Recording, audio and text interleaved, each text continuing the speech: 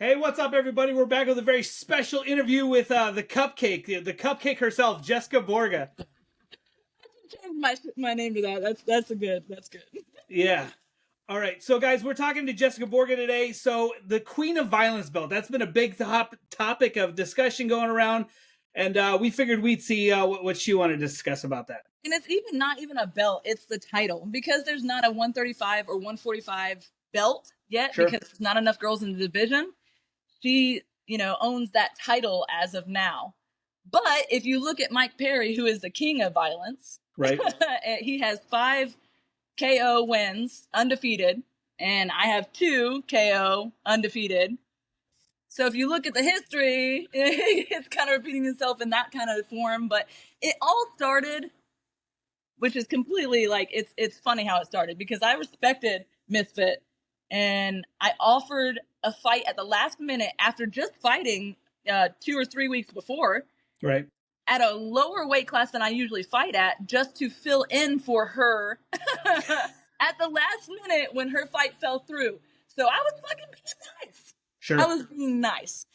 So, but then it all turned to a little bit of disrespect and everything. Then she started talking about my MMA career, which is hilarious because she has absolutely no right to talk about MMA if we want to really get into it. Right. She was 1-2 and didn't even get to the level that I was at. I was in the 145 top 10 in Bellator, turned down UFC. So she didn't even get to the level that I was at in MMA. So you have no right to speak. So on that, and I've all together, if you count all of our fights together, I've had more fights than her altogether. Sure. So, and a winning record, a better record in MMA than she did. So, whatever. I only did decision losses against top contenders in the 145 division in Bellator. So, if she really wants to get into it, we can get into it. But the Queen of Violence, I am going to take it. I'm going to take that because I belong in BKFC and I'm planning on making a mark. So what would mean more to you? Would like a world title at like 145, would that mean more, or the Queen of Violence title? Oh, absolutely. 145 for sure. Okay. 145 title for sure. But I think that, given him, Perry being the king of violence with his record, if I continue to go the way I am, which I don't see that I'm not going to, like, it just makes sense. It just makes sense. So she can say whatever she wants, about records and who she fought, but she also wanted to bitch about Crystal Pittman fighting a 115er that stepped in at the last minute. But right. The 115er had bigger balls, but whatever. I'm not even going to get into that. But she has fought more 115ers, if you look at her record, than anybody. So whatever. I mean, we could talk all day. We could all talk all day, but I'm just not a big talker, but I just can't respect someone who cries about saying, hey, nobody will fight me, but then when she gets offered a fight, she wants to bitch and complain about the weight class. I was trying to be nice. I even, at the last minute, decided to go lower than my weight class. And most people don't even do that. If it's a last-minute fight, they try to do a catch weight higher. Sure. So, whatever. But as the Queen of Violence, I'll leave that statement there. Okay.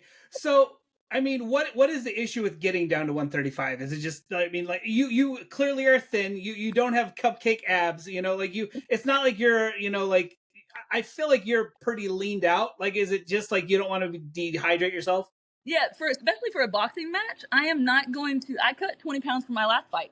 Right. I cut weight. It's not like I can't cut weight. I do cut weight to my weight class.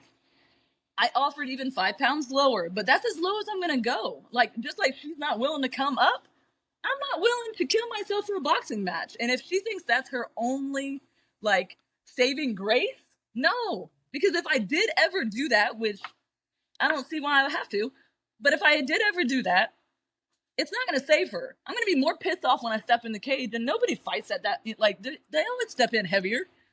So, I don't know if she thinks that's just her saving grace. I don't know. It's definitely kind of weird because, like, I got I was in Omaha and I got a corner, and it's weird. Like, right before our fighter went in, they make him step on a scale. So you see how much they weigh and see how much they balloon back up. So he weighed in at 145, but at the night of the fight, like right before he got in the cage, he was back up to 160. So like you just said, it's not like it's like a huge, it's not like you weigh in the same day and you're going to fight at that same weight. Yeah, I stepped back in at 155, I believe. I mean, they have record of it. So like it, you say what you want, but like I do what I need to as a professional. You want to say that like if she wasn't scared of me, the fight would have happened. Right. Point blank period, the fight would have happened. If you're the queen of violence, you'll take on anyone. If I could safely cut the weight, I'm not going to jeopardize, like my health.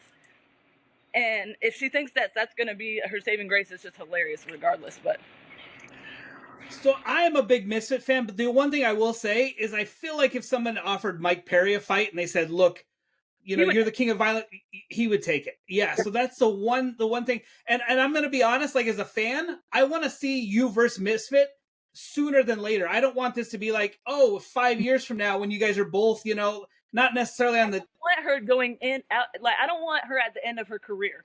Absolutely. I want her at her best. I want to prove what I know will happen. I'm sorry. I mean, it might be her last with me, but I want her at her best. I don't want her at her end of her career.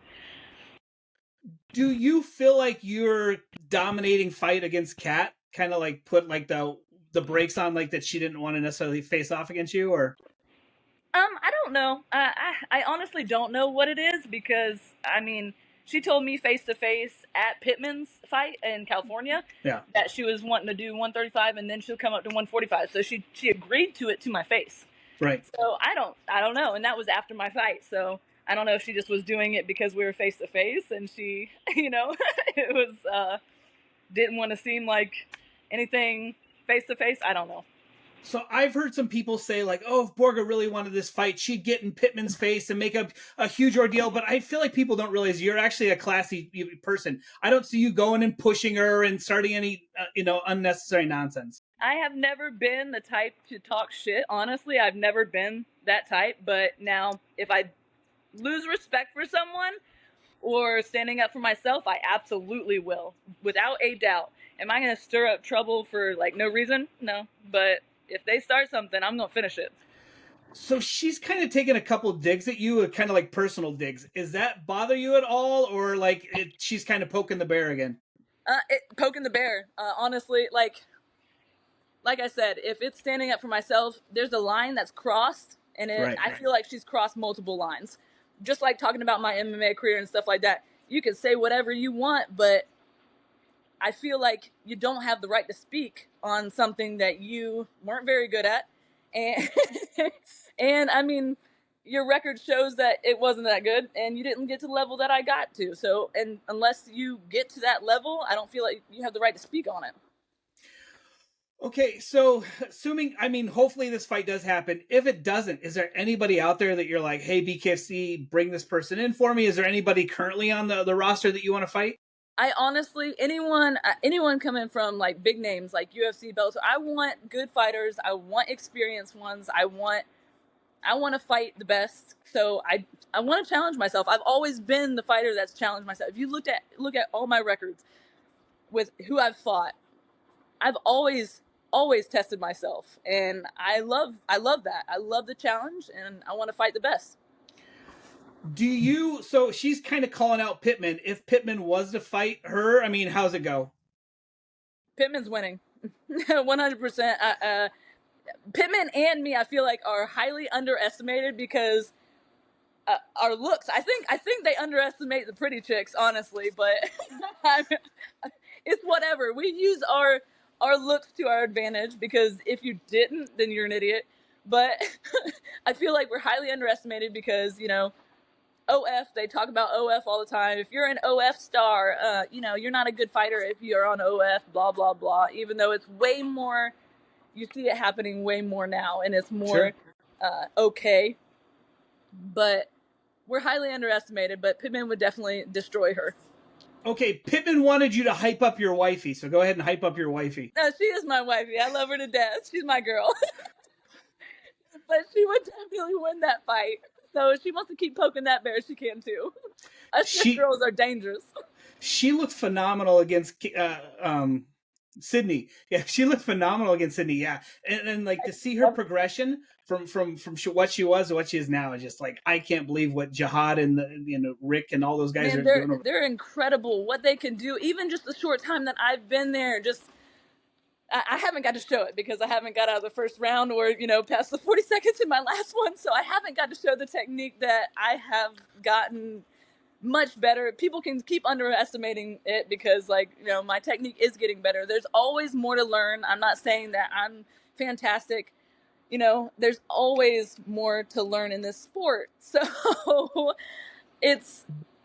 the technique is always going to come. But with them in particular, they catch things. The way that the team works together as a family, it's incredible. I love my shift team. Okay, so Jihad wants you to tell me how much weight you lost at Knucklemania.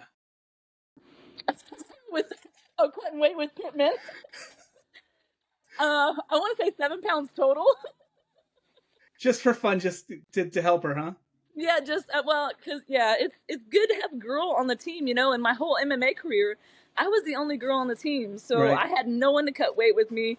And in particular, like if you go in and cut in saunas or something like that, a lot of the time it's girls only. So you're in there by yourself, and it sucks, man. It sucks. So we were at the fights in Omaha, and they had the girl only locker rooms. And one of the girls actually went and got one of the guys and said, "There needs to be somebody else in this locker room. It's too boring." It's not only boring; it's a safety hazard. Honestly, if you don't have anyone in there with you, depending on how much you're cutting, of course. Sure. And back in, when I first started, 10 years ago, which, yes, everyone, if you see all the females, they eventually go up in weight classes because your body changes. Sure. And I found, I feel the best at this weight class. So that's why I'm staying at this weight class. There's no reason to, if I feel great at this weight class, I'm staying here. Did you go out to Knucklemania for Pittman, or did you go out to challenge Misfit, or it was just best of both worlds? No, I honestly didn't know she was going to. I assumed probably everyone was going to be there, but I went there for Pittman and my team. I like to be there as much as I can to support my team and, just do what I can to help in any way I can. Okay. They helped me a lot. Jihad wants to know how long it took you to get to the bathroom and how long did it take you to get back from the bathroom? What? Yeah, so honestly, that was my first place that I've been to that I've gotten so many fans come up to me knowing who I was the most. I mean, I have had people in the past, but man, California was insane. It would take me at least 20 minutes or more to just go to the bathroom just to take pictures on the way there and on the way back. And I love my fans. Shout out to all you guys because that was incredible. It's very humbling, and I love the people that support me because I really have true fans, and the more it's growing, it's incredible. So I do believe I saw Jules said that she had somebody special incoming for you. Have you heard anything about that? Yeah. I would love to know because we haven't heard anything. So she said it was a big name, and you know me, I am ready. Let's go. I want to stay busy. I want to stay consistent, and I want that big name. Whoever it is, please let us know. Okay, so perfect. I mean, I don't know. Like I said, I really want to see you fight Misfit when both of you guys are healthy at the top of your game. I completely understand that. She's the 125 champ, and I'm in 45. I get it. But don't say you want all the smoke if you don't want all the smoke. Right. The Queen of Violence has spoken. Yeah, I mean, I get hey, don't mention you if you don't want to fight you type of thing. Yeah. That's just don't say it if you don't mean it. That's all. If I was a lower weight class, I'd be fighting everyone above me. I would be. It's easier to fight up than it is to cut down. Okay, and I guess my last thing, your last fight, like I said, everybody was talking about what a great striker Cat was, and you came in and you absolutely dominated. Is that just? I mean, you've always been that fighter, or again, you've just honed that much more skills at shift? Both. Both. But in MMA, I feel so if you watch a lot of my my amateur, I had 10 amateur fights, and that was in 2 years before going pro.